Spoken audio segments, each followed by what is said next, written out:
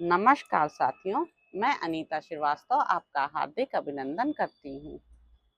श्रीमद् वाल्मीकि रामायण में आज का प्रसंग है महापार्श्व का रावण को सीता पर बलात्कार के लिए उकसाना और रावण का शाप के कारण अपने को ऐसा करने में असमर्थ बताना तथा अपने पराक्रम के गीत गाना।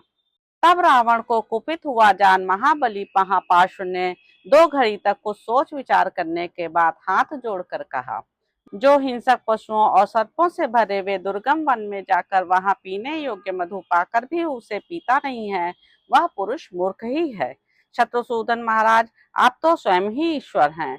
आपका ईश्वर कौन है? आप शत्रुओं के सिर पर पैर रखकर विदेह कुमारी सीता के साथ रमण कीजिए।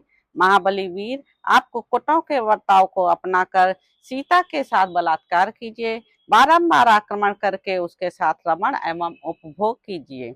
जब आपका मनोरथ सफल हो जाएगा, तब फिर आप पर कौन सा भय आएगा? यदि वर्तमान एवं भविष्य काल में भी कोई भय आया भी, तो उन समस्त भय का यथोचित प्रतिकार किया जाएगा।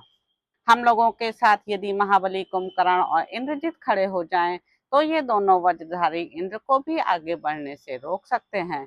मैं तो नीति निपुण पुरुषों के द्वारा प्रयुक्त साम, दान और भेद को छोड़कर केवल दंड के द्वारा काम बना लेना ही अच्छा समझता हूँ। महाबली राक्षस राज, यहाँ आपके जो भी शत्रु आएंगे, उन्हें हम लोग अपने शस्त्रों के प्रताप से वश में कर लेंगे, इसमें संशय नहीं है। महापार्श्व के ऐसा कहने पर उस समय लंका के राजा रावण ने उसके वचनों की प्रशंसा करते हुए इस प्रकार कहा, महापार्श्व, बहुत दिन हुए पूर्व काल में एक गुप्त घटना घटित हुई थी। मुझे शाप प्राप्त हुआ था। अपने जीवन के उस गुप्त रहस्य को मैं आज बता रहा हूँ, उसे सुनो। एक बार मैंने आकाश में अग्नि शिखा के समान प्रकाशित होती हुई पुंजिक स्थला नाम की अप्सरा को देखा, जो पितामह ब्रह्मा जी के भवन की ओर जा रही थी। वह अप्सरा मेरे भय से लुकती छिपती आगे बढ़ रही थी। मैंने बलपूर्वक उसके वस्त्र उतार दिए और हठात उसका उपभोग किया।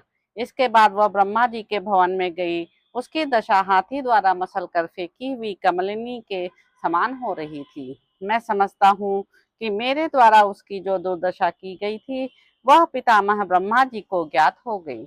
इससे वे अत्यंत कुपित हो उठे और मुझसे इस प्रकार बोले, आज से यदि तू किसी दूसरी नारी के साथ बलपूर्वक समागम करेगा, तो तेरे मस्तक के 100 टुकड़े हो जाएंगे, इसमें संशय नहीं है। इस तरह मैं ब्रह्मा जी के शाप से भयभीत हूँ, इसलिए अपनी शुभ शैया पर विदेह कुमारी सीता को हठात एवं बलपूर्वक नहीं चढ़ाता हूँ। मेरा वेग समुद्र के समान है और मेरी गति वायु के तुल्य है। इस बात को दशरथ नंदन राम नहीं जानते हैं, इसी से वे मुझ पर चढ़ाई करते हैं। अन्यथा पर्वत की कंदरा में सुखपूर्वक सोए हुए सिंह के समान तथा कुपित होकर बैठी हुई मृत्यु के तुल्य भयंकर मुझ रावण को कौन जगाना चाहेगा? मेरे धनुष से छूटे हुए 2 जीभ वाले सर्पों के समान भयंकर बाणों को सम्रांगण में श्री राम ने कभी देखा नहीं है, इसलिए वे मुझ पर चढ़े आ रहे हैं। मैं अपने धनुष से शीघ्रता पूर्वक छूटे हुए सैकड़ों वज्र सदृश बाणों द्वारा राम को उसी प्रकार जला डालूंगा, जैसे लोग उल्लकाओं द्वारा हाथी को उसे भगाने के लिए जलाते हैं। जैसे प्रातःकाल उदित हुए सूर्यदेव नक्षत्रों की प्रभा को छीन लेते हैं, उसी प्रकार अपनी विशाल सेना से घिरा हुआ मैं उनकी उन वानर सेना को आत्मसात कर लूंगा।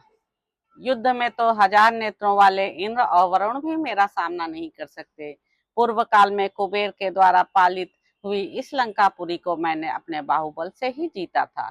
तो इस प्रकार साथियों, युद्ध कांड में निहित 13वां सर्ग यहाँ पर समाप्त होता है। इसके अगले अंक में आप जानेंगे कि विभीषण का राम को अजेय बताकर उनके पास सीता को लौटा देने की सम्मति देना। तो अब आपसे अगले अंक में मुलाकात होगी। मेरे YouTube चैनल संवाद विद अनीता को लाइक करें, शेयर करें, सब्सक्राइब करें। धन्यवाद साथियों।